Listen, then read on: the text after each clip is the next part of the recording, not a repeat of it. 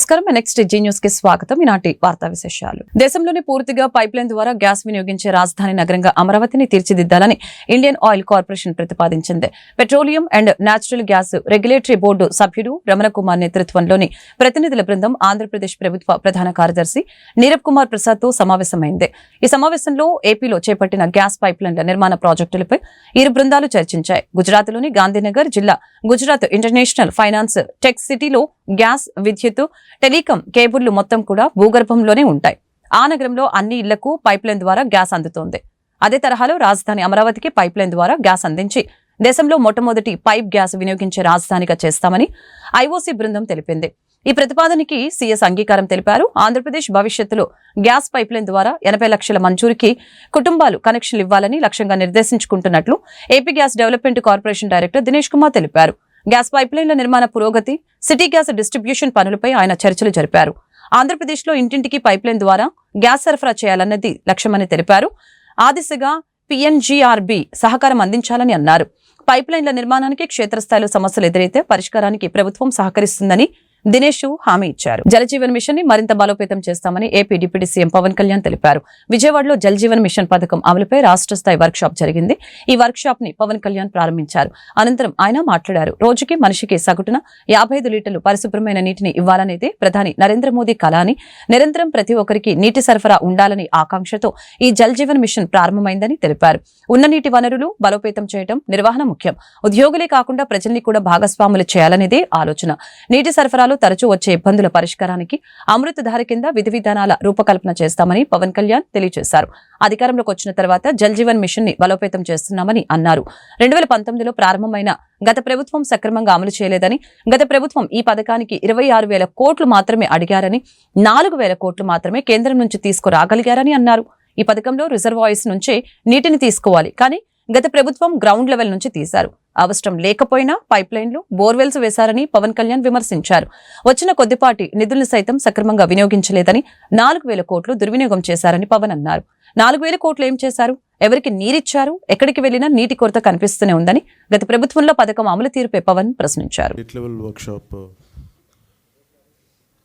Jal Jeevan machines ఇంప్లిమెంటేషన్కి సంబంధించి ఈ state level వర్క్షాప్కి వచ్చేసిన 26 జిల్లాల నుంచి వచ్చిన సూపరింటెండెంట్ ఇంజనీర్స్కి, ఎగ్జిక్యూటివ్ ఇంజనీర్స్కి, అలాగే ఇక్కడికి వచ్చిన మీడియా సన్నిహితులకి నా హృదయపూర్వక నమస్కారాలు.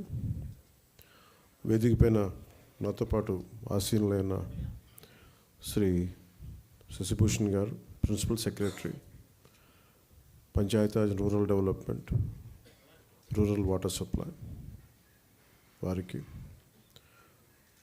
శ్రీ కృష్ణతేజ గారికి, commissioner Panchayati Raj and rural development, Sanjeev Reddy గారికి, engineer in chief rural water supply, Venkateswara Rao గారికి, engineer in chief water resources, అలాగే హరిప్రసాద్ గారికి, గౌరవ ఎమ్మెల్సీ శాసనమండలి సభ్యులకి నా హృదయపూర్వక నమస్కారాలు.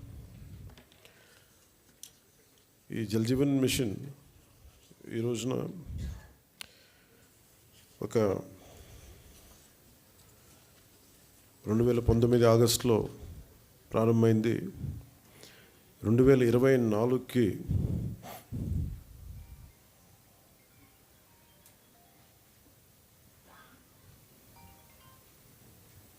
క్షమించాం 2024కి దీన్ని మరింత బలోపేతం చేయాలని. ఇప్పుడు దాకా జల్ జీవన్ మిషన్ కేవలం నీటిని అందించడం, దాని వరకే అంతవరకు పరిమితమైంది. ఇది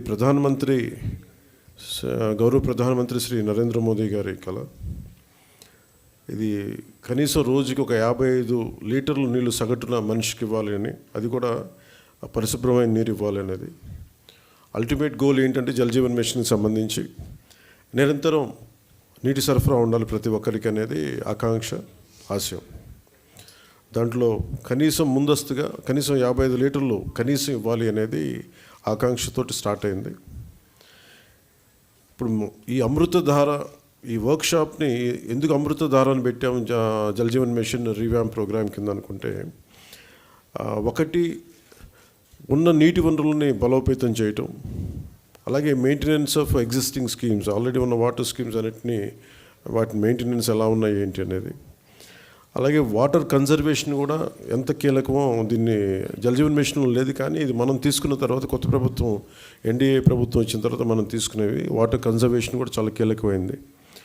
అలాగే ట్రైనింగ్ అండ్ కెపాసిటీ ఒకటికి ఉద్యోగస్తులకే కాకుండా ప్రజలను కూడా దీంట్లో భాగస్వామ్యం చేయాలనేది ఒకటి. అలాగే దీంట్లో ఈ ఐటీ సిస్టమ్స్ ద్వారా దీన్ని మనం స్ట్రీమ్లైన్ ఆపరేట్ చేసే విధానం, అలాగే గ్రీవెన్స్ రిడ్రెసల్, ఏమైతే నీటి సరఫరాలు ఇబ్బందులు ఏమున్నాయో రిపీటెడ్గా వచ్చే అవుట్ ఆఫ్ మెయింటెనెన్స్, వాటికి కూడా ఒక విధి విధానాలను రూపొందించడం. గత కొన్ని నెలలుగా ఏపీని వర్షం వీడటం లేదు. బంగాళాఖాతంలో వరుసగా ఏర్పడుతున్న వాయుగుండం కారణంగా ఏపీ వ్యాప్తంగా భారీ వర్షాలు కురుస్తున్నాయి. అక్టోబర్లో దానా, నవంబర్ నెలలో ఫెంగల్ తుఫాన్ల ప్రభావంతో కురిసిన భారీ వర్షాల కారణంగా ఏపీలోని లోతట్టు ప్రాంతాల ప్రజలు తీవ్ర ఇబ్బందులు ఎదుర్కొంటున్నారు. దీనికి తోడు వాతావరణంలో మార్పుల కారణంగా ఏపీలో అడపాదడప వర్షాలు కురుస్తూనే ఉన్నాయి. తాజాగా ఏపీలో మరొకసారి భారీ నుంచి అతి భారీ వర్షాలు కురిసే అవకాశం ఉందని వాతావరణ శాఖ పేర్కొంది. ఆగ్నేయ బంగాళాఖాతంలో కొనసాగుతున్న అల్పపీడనం మరొక 2 రోజుల్లో మరింత బలపడే అవకాశం ఉందని, ఈ కారణంతో ఏపీలోని పలు జిల్లాల్లో భారీ నుంచి అతి భారీ వర్షాలు కురిసే అవకాశం ఉందని వాతావరణ శాఖ అంచనా వేసింది.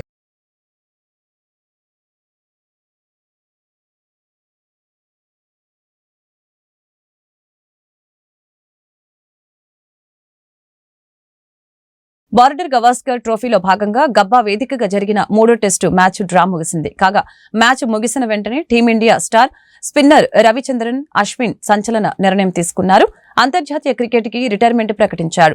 ఈ విషయాన్ని సోషల్ మీడియా వేదికగా బీసీసీఐ తెలియజేసింది. ప్రస్తుతం జరుగుతున్న బార్డర్ గవాస్కర్ ట్రోఫీలో అశ్విన్ కేవలం ఒకే ఒక్క మ్యాచ్ ఆడాడు. అడిలైడ్ వేదికగా జరిగిన పింక్ బాల్ టెస్ట్ లో ఆడాడు. ఈ మ్యాచ్ లో అశ్విన్ తొలి ఇన్నింగ్స్ లో 22, రెండో ఇన్నింగ్స్ లో 7 పరుగులు చేశాడు. 18 ఓవర్లు వేసి 53 పరుగులిచ్చి ఒకే ఒక్క వికెట్ పడగొట్టాడు. భారత్ తరపున అశ్విన్ 106 టెస్టులు, 116 వన్డేలు, 65 టీ20 మ్యాచ్లు ఆడాడు. 106 టెస్టులో 537 వికెట్లతో పాటు 3503 పరుగులు తీశాడు. ఈ క్రమంలో టెస్టు క్రికెట్లో అత్యధిక వికెట్లు తీసిన రెండో భారత బౌలర్ గా నిలిచాడు. ఇక 116 వన్డేల్లో 156 వికెట్లతో పాటు 707 పరుగులు, 65 టీ20లో 72 వికెట్లతో పాటు 184 పరుగులు సాధించాడు. ఇక ఐపీఎల్ విషయానికి వస్తే 212 మ్యాచ్ల్లో 800 పరుగులు చేయడంతో పాటు 180 వికెట్లు తీశాడు.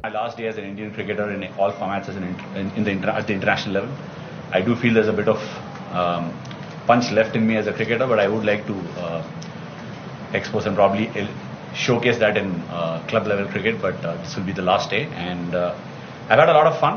I must say I've created a lot of memories alongside Rohit and several of my other teammates, even though I've lost some of them over the last few years. We are the last bunch of OGs, if we can say that, left out in the dressing room, and I would be marking this as my date of having played at this level. Obviously there are a lot of people to thank, but I would be failing in my duties if I didn't thank the BCCI and fellow teammates, several of them. I want to name a few of them. So all the coaches who've been part of the journey, most importantly Rohit, Virat, Ajinkya, Pujara, who've taken those splendid catches around the bat to give me the number of wickets I've managed to get over the years. Also a big thank you to the Australian cricket team, who've been very fierce competitors. Guntur బ్రాడీపేటలోని hotel సింధూరిలో YS Jaganmohan Reddy పరిపాలన, రాజ్యాంగం, బ్రాహ్మణులు మరియు దళితులకి జరిగిన నష్టాలపై, అలాగే తాడేపల్లి విజయకృష్ణ తన తదుపరి కార్యాచరణపై మీడియా సమావేశం నిర్వహించడం జరిగింది. వైఎస్ఆర్ కాంగ్రెస్ పార్టీ రాష్ట్ర ప్రచార కమిటీ సభ్యత్వానికి రాజీనామా చేస్తున్నట్లు ప్రకటించిన తాడేపల్లి విజయకృష్ణ ఈ సందర్భంగా ఆయన మీడియాతో మాట్లాడారు. వైఎస్ రాజశేఖర రెడ్డి లాగా మాట తప్పను, మడమ తిప్పను అనే ఉద్దేశంతో ఆయన పార్టీలో చేరడం జరిగిందని తెలిపారు. కానీ జగన్మోహన్ రెడ్డి మాట తప్పాడు, మడమ తిప్పాడని అన్నారు. జగన్మోహన్ రెడ్డి గుంటూరు పశ్చిమ నియోజకవర్గానికి బ్రాహ్మణులకి ఎమ్మెల్యేగా అవకాశం కల్పిస్తానని చెప్పి మాట తప్పాడని అన్నారు. గత వైసీపీ ప్రభుత్వంలో జీడీసీసీ బ్యాంకులో రైతులకు ఇచ్చే రుణాలపై అవినీతి జరిగిన కనీసం దాని గురించి పట్టించుకోకుండా రైతుల్ని మోసం చేశారని ఈ సందర్భంగా మండిపడ్డారు. గుంటూరు మిర్చి యార్డు తగలపెట్టిన దానిపై కుట్ర ఉందని, ఈ కుట్ర వెనుక ఎవరున్నారో బయట పెట్టాలని కూటమి ప్రభుత్వాన్ని డిమాండ్ చేశారు. బ్రాహ్మణ జాతికి ఎటువంటి మనవడ ఇవ్వరని నా ఉద్దేశం. ఎందుకంటే 13 సంవత్సరాలు అనుభవించున్న, లక్షలాది రూపాయలు పోగొట్టుకుని ఉంటా, లక్షలన్నీ చాలా పోగొట్టుకుని ఉంటా, నా ఆస్తులమ్మే పెట్టుంటా పార్టీకి. కేవలం గుంటూరు పశ్చిమం జగన్మోహన్ రెడ్డి ఇస్తాడు అని మాట ఇచ్చాడని రాజశేఖర రెడ్డి బిడ్డ మాట తప్పడనుకున్నా. కానీ తప్పేదే మాట, తిప్పేదే మడవ. ఇక తదిమా రాజకీయ పార్టీలు ఈ రోజున ఎన్డీఏ కూటమి ఇస్తుంది, 3 చైర్మన్లు ఇచ్చారు. ముందు ఎట్లా ఉంటుందో చూద్దాం. నేను వెళ్ళాను రాజకీయాల్లోకి, నేను బ్రాహ్మణ జాతి కోసమే ఉంటా. నా కులం నుంచి ఎవరికి ఇచ్చినా వాళ్ళకి సపోర్ట్గా మేము గెలిపించుకుంటాం. ఏ సీట్లు ఇచ్చినా మాకు అండగా ఏ పార్టీ అయితే నుంచుంటుందో మా అసోసియేషన్ వాళ్ళకన్నీ ఖచ్చితంగా చూస్తుంది. మమ్మల్ని బ్రాహ్మణ జాతిని కాపాడేవాడికి ఎవరికైనా మేము సపోర్ట్గా ఉంటాం. నేను మాత్రం కులం కోసం, మా జాతి బతకడం కోసం, మనుగడ కోసమే ఈ యాత్ర మొదలు పెడుతున్నా. వాళ్ళకి ఎందుకు ఇలా నువ్వు నాకు గుంటూరు పశ్చిమ ఇస్తానని చెప్పి మాట ఎందుకు తప్పావు? నువ్వు మాట తప్పలేదా? పడవ తప్పలేదా? ఇదే గుంటూరులో ముస్లిం సామాజిక వర్గానికి చెందిన వ్యక్తికి నువ్వు ఓదార్పుకు వచ్చినప్పుడు వాళ్ళ ఇంట్లో బస్ చేసి వాళ్ళ కుటుంబ సభ్యులందరికీ మాట ఇచ్చావు. నేను చూసుకుంటాను, గుంటూరులో 2-1 నేను ఎమ్మెల్యే టికెట్ ఇస్తాను అని మాట ఇచ్చి తప్పావా లేదా? ఈరోజు పక్క పార్టీలోకి వెళ్ళి ఆయన ఎమ్మెల్యే అయ్యాడు. ఈ రోజున కనీసం సిగ్గు అనిపించలేదా? అంటే నీ దాంట్లో అవినీతి మనకున్న వాళ్ళకే పదవులు ఇస్తావా నువ్వు? నీ కోసం కష్టపడి పార్టీ కోసం ఆస్తులు పోగొట్టిన వాళ్ళు ఎవరు పట్టించుకోవా? ఇప్పుడు కొత్తగా మళ్ళీ చెబుతున్నావు. నువ్వు వచ్చి ఏం చేస్తావు? వచ్చి ప్రతి ఈ నెలాఖరికి కార్యకర్తలతోనే ఉంటా, కార్యకర్తలను కలుస్తా చెబుతున్నావు. ఇంకెక్కడున్నారు కార్యకర్తలు? కొత్త వాళ్ళని ఎదుగుతున్నావా? వాళ్ళని కూడా నాశనం చేస్తావా నువ్వు? మేమందరం నాశనం అయిపోయాం ఆర్థికంగా. ఇప్పుడు కొత్తగా ఇంకోళ్ళు ఎవరు వస్తారా? వాళ్ళని చూసుకొని వాళ్ళని కూడా నాశనం చేయాలా చెప్పు? నిజంగా మీరు నిజాయితీగా ఉంటే ఈ రోజుకైనా మీ పార్టీలో ఉన్న కార్యకర్తల్ని కాపాడుకోండి, వాళ్ళని ఆర్థికంగా నిలదొక్కునేట్టుగా చేయండి అని విజ్ఞప్తి చేస్తున్నా. కాకినాడ యాంకరేజీ పోర్ట్లోని స్టెల్లా ఎల్ ఫనామా నౌకలో 1320 టన్నుల పేదల బియ్యం గుర్తించామని కాకినాడ జిల్లా కలెక్టర్ షాన్ మోహన్ వెల్లడించారు. సత్యం బాలాజీ రైస్ ఇండస్ట్రీస్ ద్వారా పశ్చిమ ఆఫ్రికాకు తరలించడానికి ఈ అక్రమ నిల్వను సిద్ధం చేసినట్లు వెల్లడించారు. నౌకను తనిఖీ చేసిన రోజు సాయంత్రం బార్జీలో గుర్తించిన 1064 టన్నులు పీడీఎస్ బియ్యమేనని తేలిందని చెప్పారు. ఇందులో 1000 టన్నులు లవన్ ఇంటర్నేషనల్ నల్వి, 64 టన్నులు సాయితేజ అగ్రోస్ సంస్థ బుక్ చేసినట్లు గుర్తించామని తెలిపారు. కాకినాడ కలెక్టర్ కార్యాలయంలో జిల్లా ఎస్పీ విక్రాంత్ పాటే, జేసీ రాహుల్ మీనాతో కలిసి విలేకరులతో కలెక్టర్ మంగళవారం మాట్లాడారు. పేదల బియ్యం ఎక్కడి నుంచి సేకరించారు, వారికి నిల్వలు అందించిన మిల్లర్లు, వ్యాపారులు ఎవరనే కోణంలో దర్యాప్తు చేసి చర్యలు తీసుకుంటామని తెలియజేశారు. కాకినాడ పోర్టు నుంచి పీడీఎస్ బియ్యం విదేశాలకు అక్రమంగా తరలిపోతుందనే సమాచారంతో ముఖ్యమంత్రి, ఉప ముఖ్యమంత్రి, పౌర సరఫరాల శాఖ మంత్రి ఆదేశాలతో రైస్ మిల్లుల నుంచి గోదాముల వరకు నిఘా పెంచాం. నవంబర్ 27న యాంకరేజీ పోర్టులోని స్టెల్లా నౌకలు 4000 టన్నుల బియ్యం తనిఖీ చేసినప్పుడు 640 టన్నుల పీడీఎస్ బియ్యాన్ని గుర్తించినట్లు తెలిపారు. 29న ఉప ముఖ్యమంత్రి సందర్శించి ఆదేశించడంతో రెవెన్యూ, పౌర సరఫరాలు, పోలీసు, కస్టమ్స్, పోర్టు అధికారులతో కలిపి ఏర్పాటు చేసి 12 నమూనాలు సేకరిస్తే అందులో మరొక 680 టన్నులు పీడీఎస్ బియ్యంగా గుర్తించినట్లు తెలియజేశారు. దాన్ని నౌకలో నుంచి కింది దింపడానికి 24 నుంచి 48 గంటలు పడుతుందని చెప్పారు. ఆ తర్వాత నౌకను ఎప్పుడు విడుదల చేయాలో ప్రభుత్వం నిర్ణయం తీసుకుంటుందని అన్నారు. బియ్యం రీసైక్లింగ్ చేస్తున్న 6 మిల్లుల్ని సీజ్ చేశామని తెలిపారు.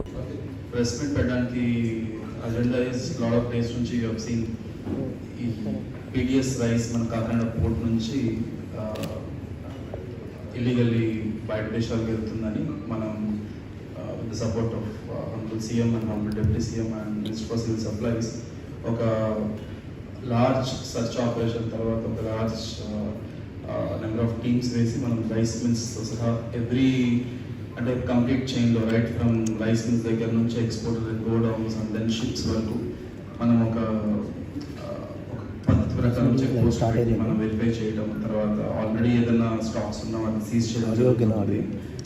అందులో ముఖ్యమైనది మనకి 29th of November నాడు మనం ఎంవి స్టెల్లా ఎల్ అని ఒకటి పనామా ఫ్లాగ్ ఉన్న ఒక షిప్ మన కాకినాడ పోర్ట్లో యాంకరేజ్ పోర్ట్లో మనం ఉండడం, కాకినాడ యాంకరేజ్ పోర్ట్ అక్కడ దాంట్లో మనకి పైనఫేసి నేను విజిట్ చేసినప్పుడు యాజ్ డిస్ట్రిక్ట్ నేను విజిట్ చేసినప్పుడు ఒక 640 టన్స్ ఐడెంటిఫై చేయడం జరిగింది. ఆ తర్వాత డిప్యూటీ చీఫ్ మినిస్టర్ గారు విజిట్ చేసి అక్కడ షిప్ రైస్ ఉందేమో ఒకసారి మళ్ళీ తరువాత అంటే కంప్లీట్ విత్ ఆల్ టీమ్స్ మన ఒక 5 డిపార్ట్మెంట్స్ కస్టమ్స్. ఆ స్పీకర్ ఆఫ్ చేస్తాను సార్, ఆడియో సరిగ్గా రావట్లేదు సార్, డిస్టర్బెన్స్ వస్తుంది, రావట్లేదు సార్. ఓకే సార్, ఇప్పుడు ఓకే సార్. సో 29th నాడు మనం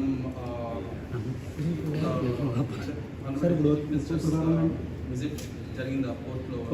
అండ్ ఆ తర్వాత ఎంవి స్టెల్లా అనే షిప్లో ఇంకా ఎంత స్టాక్ ఉంది. బికాస్ షిప్లో మనం కంప్లీట్గా నేను వెళ్ళినప్పుడు కూడా కంప్లీట్ ఒకేసారి అన్నీ మనం చెక్ చేసే పరిస్థితి లేకపోయింది.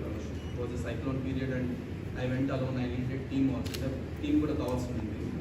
సో ఆ తర్వాత మనం ఒక మల్టీ డిసిప్లినరీ టీమ్ అంటే ఒక 5 డిపార్ట్మెంట్స్ కలిపి ఒక టీం వేసాం, including revenue, civil supplies, police, customs and ports.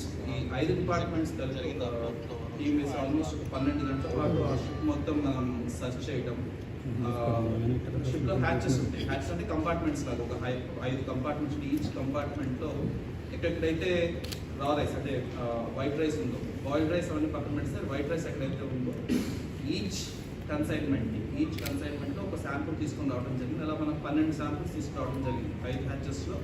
ఎక్కడెక్కడైతే మనకి వైట్ రైస్ ఉందో మొత్తం almost 4000 tons off white rice ship మీద ఉంది. ఆ 4000 tons సంబంధించి 12 శాంపుల్స్ తీసుకురావడం జరిగింది.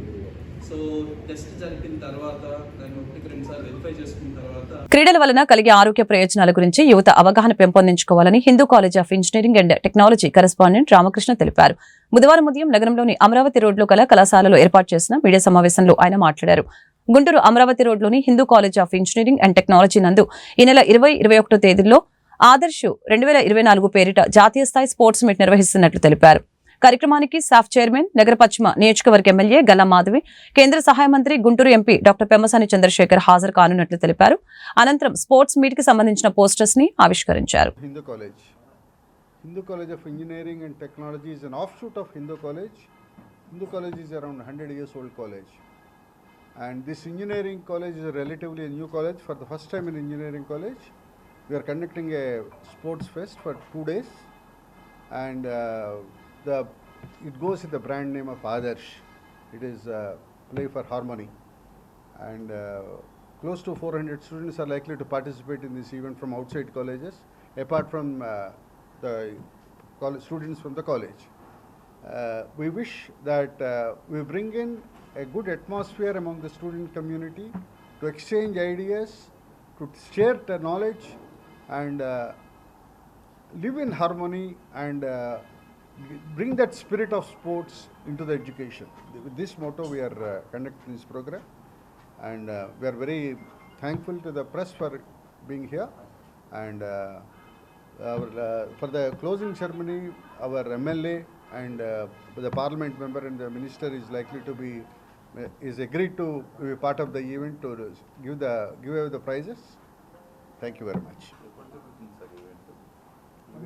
20th and 21st. దాని స్పోర్ట్స్ అవన్నీ డీటెయిల్స్ నేను తెలియజేస్తాను. మీ అందరికీ తెలుసు, ఈ స్పోర్ట్స్ ద్వారానే మనుషుల్లో ఒక విధమైనటువంటి ఐక్యభావం డెవలప్ అవుతుందని, ఇంటిగ్రిటీ కానీ హార్మోనియన్ కానీ, నా తారతమ్యాలు లేకుండా, వాళ్ళు వీళ్ళు అనేటువంటి ఎటువంటి భేదాభిప్రాయాలు లేకుండా అందరం కూడా కలవగలిగేటువంటిది 2 సందర్భాల్లో. ఒకటి స్పోర్ట్స్, రెండవది సాంస్కృతిక కార్యక్రమాల్లో. ఈ రెండింటినీ కూడా అనాదిగా హిందూ కళాశాల నమ్ముతూ వస్తున్నది. హిందూ కళాశాల లలిత కళల పరంగా కానీ, ఆ విధంగా స్పోర్ట్స్ పరంగా కానీ ఈ కళాశాలల నుంచి, హిందూ కళాశాల టీముల నుంచి, ఈ గ్రూప్ నుంచి వెళ్ళిన వాళ్ళే ఎంఎస్కే ప్రసాద్ గారు కానీ, అంటే మీ అందరికీ తెలుసు టెస్ట్ ఆడినవాడు, అదేవిధంగా senior selection BCCI selection committee చైర్మన్గా ఉన్నటువంటి వాళ్ళు, అనేక మంది హిందూ కళాశాల నుంచి స్పోర్ట్స్ పరంగా ఉన్నత స్థాయిలో రమణరావు గారు కానీ అనేక మంది ఇక్కడికి వెళ్ళారు. సో దాన్ని ఉద్దేశించే సెక్రటరీ గారు మళ్ళీ ఆ వాతావరణాన్ని తీసుకురావాలనేటువంటి, ఇక్కడ ఇంజనీరింగ్ కాలేజీ పిల్లల కోసమనే, ఈ కాలేజీ పిల్లల కోసమనే కాకుండా ఇంత డైరెక్టర్ గారు చెప్పినట్టుగా ఇతర కళాశాలల ఇంజనీరింగ్ కాలేజ్ పిల్లలందరినీ కూడా ఒక చోటకి తీసుకురాగలిగితే వాళ్ళ మధ్య వెరీ గుడ్ ఇంటరాక్షన్ ఉంటుందని, అలాగే దీనికోసమని మా వెన్యూను కూడా బాగా ప్రిపేర్ చేశాం. రకరకాల గేమ్స్ని, వాలీబాల్ కానీ, త్రోబాల్ కానీ, చెస్ కానీ, క్యారమ్స్ కానీ, ఇవన్నీ కూడా కబడ్డీ, ఇవన్నీ ఈవెంట్స్ని కండక్ట్ చేయబోతున్నాం. వాటి కోసం వెన్యూస్ మా టీం అంతా కూడా ప్రిపేర్ చేయటం అనేది జరిగింది. వాళ్ళని 2 రోజులు మంచి ఉత్సాహభరితమైనటువంటి వాతావరణంలో ఉంచాలనేటువంటి ఒక కృతనిశ్చయంతో ఇక్కడ టీం వర్క్ చేస్తున్నది. కేవలం స్పోర్ట్స్ కాకుండా సైమల్టేనియస్గా మా సెమినార్ హాల్లో కల్చరల్ యాక్టివిటీస్ కూడా నడవబోతున్నాయి. అలాగే మొదటి రోజు సాయంకాలం స్పోర్ట్స్ అయిపోగానే వీళ్ళందరి కోసమని క్యాంప్ ఫైర్ అది కండక్ట్ చేయడం అనేటువంటి జరుగుతున్నది. అక్కడ కూడా కొన్ని కల్చరల్ యాక్టివిటీస్ జరుగుతున్నాయి. రేపు ఉదయం ఇనాగ్రేషన్కి మేము శాప్ చైర్మన్ అయినటువంటి రవినాయుడు గారిని కూడా ఆహ్వానించి ఉన్నాం. వారు కూడా కన్ఫర్మేషన్ ఇప్పుడే చేస్తూ ఉన్నారు. వారు రేపు ఉదయం ఒకవేళ అవకాశం ఉండేటైతే వారు రీసెంట్గా మీ అందరికీ తెలిసినటువంటి క్యాబినెట్ హోదా ఉన్నటువంటి వారు రావడానికి విల్లింగ్నెస్ తెలియజేశారు. సో అలాగే మరుసటి రోజు వాల్డిక్టరీ ఫంక్షన్కి ఎంపీ గారు, ఎమ్మెల్యే గారు వారు కూడా వస్తున్నారు. సో ఒక మంచి ఉత్సాహభరితమైన వాతావరణాన్ని ఇక్కడ ఏర్పరచాలనేటువంటి మేము దీంతో ఉన్నాం.